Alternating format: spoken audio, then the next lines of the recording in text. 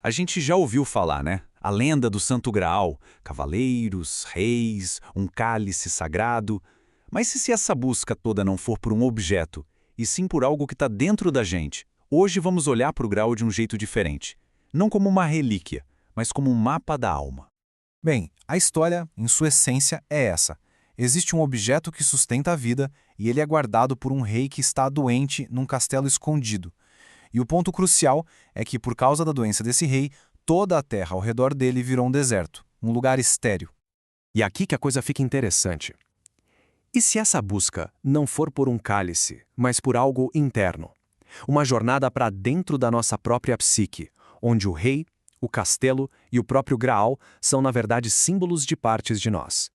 Mas por que essa história continua fascinando a gente depois de séculos? É porque mitos como esse são vistos como expressões diretas da alma. Não são só historinhas, sabe? São retratos de processos psicológicos que existem dentro de todo mundo. E é por isso que o poder deles não acaba nunca.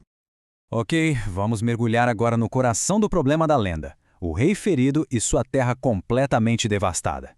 Olhando pela lente da psicologia, isso não é só um cenário, mas sim o diagnóstico de uma ferida que precisa urgentemente ser curada. O conflito é bem claro. O bem-estar do reino inteiro depende da saúde do rei. E a cura dele depende de uma coisa muito, mas muito específica. Um cavaleiro precisa encontrar o castelo e, ao ver uma cena bem misteriosa lá dentro, fazer a pergunta certa. Se ele falhar, tudo continua do jeito que está, no mais completo abandono. Então, essa terra desolada não é um lugar de verdade no mapa. É uma metáfora poderosa para uma psique que ficou estagnada. É aquele estado em que as velhas regras, os velhos jeitos de pensar, ficaram tão rígidos que perderam o contato com a fonte da criatividade, da vida, que é o inconsciente. Essa comparação aqui deixa tudo bem claro, né? De um lado, a gente tem uma psique estagnada, ferida, desconectada e estéril. Do outro, uma psique dinâmica, integrada, completa e fértil. A lenda do Graal é, no fundo, a história da jornada para sair de um estado e chegar no outro. Certo. Se a terra desolada é o problema, os símbolos que aparecem na procissão do Graal são as chaves para a solução. Então, bora decifrar cada um deles para entender o caminho da cura. Primeiro, o herói, Perceval. Ele simboliza a nossa própria consciência. É o nosso eu que parte nessa aventura para o mundo interior, com a grande tarefa de encontrar a cura. E o destino é o Castelo do Graal. Esse lugar mágico que às vezes aparece, às vezes some, representa o próprio inconsciente. Um reino que não segue a lógica do nosso dia a dia e que a gente só consegue encontrar meio que de surpresa. Lá dentro do castelo, o Perceval vê a lança que sangra. E olha, esse é um símbolo muito forte. Ela representa uma força que pode ferir, na verdade foi a arma que feriu o rei, mas o fato de ela estar ali, na processão da cura, mostra que ela também é uma parte essencial da solução. E, finalmente, o Graal. Ele é o objetivo final. Não é só um cálice, gente. Ele é o símbolo da totalidade psicológica, do self. É o recipiente que contém e une os opostos, oferecendo alimento, transformação, representando uma psique finalmente curada e inteira. Agora a gente chega no ponto de virada da história. O momento que ilustra de forma brilhante todo esse conflito psicológico. É o momento mais crucial da primeira visita do Perceval ao castelo.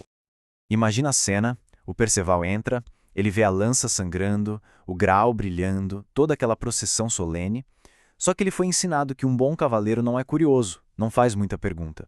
E por causa dessa regrinha de etiqueta, dessa convenção, ele fica quieto, não pergunta nada. E no momento em que ele fica em silêncio, a visão some e a chance da cura vai embora. E aqui está o coração do problema. O silêncio do Perceval não é só uma gafe, um erro social, é uma falha psicológica.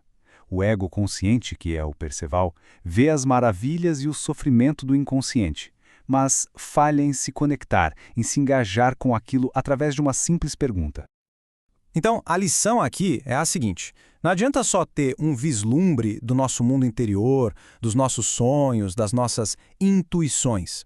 A cura, a integração, exige que a consciência participe ativamente, que faça perguntas, que busque entender o significado do que está acontecendo lá dentro. Certo. Então, se não fazer a pergunta mantém a terra desolada, o que será que a conclusão da busca representa? o que acontece quando a pergunta certa finalmente é feita.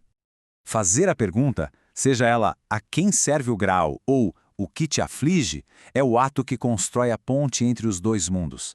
É a consciência mostrando compaixão e interesse pelo sofrimento do inconsciente. E é esse ato de conexão que restaura o fluxo da vida, curando o rei e, por consequência, a terra toda. Esse processo todo tem um nome na psicologia: individuação. É a jornada da vida inteira para nos tornarmos quem realmente somos, integrando todas as partes da nossa psique para formar um todo. A lenda do Graal, quando a gente olha por essa lente, é um mapa simbólico para essa jornada fundamental. Então, para a gente amarrar as ideias, a lenda do Graal é um mapa atemporal para o autoconhecimento. A Terra Desolada é uma metáfora para uma psique que precisa de cura. Os símbolos, como o rei, o herói, a lança e o Graal, são imagens de forças que existem dentro de todos nós. E, talvez o mais importante, a cura não é algo passivo, ela exige nosso envolvimento consciente.